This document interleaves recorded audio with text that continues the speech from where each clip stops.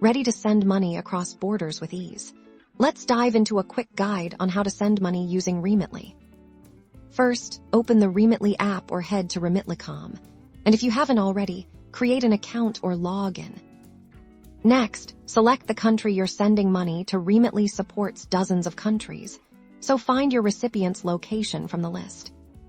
Now, enter the amount you want to send. You'll see the exchange rate and any fees up front, making sure there are no surprises. Choose your delivery method. Remitly offers options like bank deposit, mobile money, cash pickup, or even home delivery, depending on the country.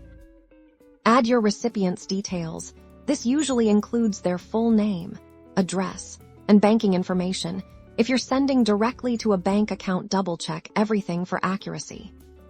Select your payment method. Remitly accepts credit cards, debit cards, and bank transfers. Choose the one that works best for you.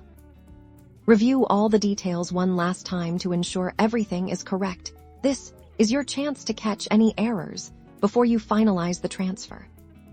Confirm your transfer and that's it.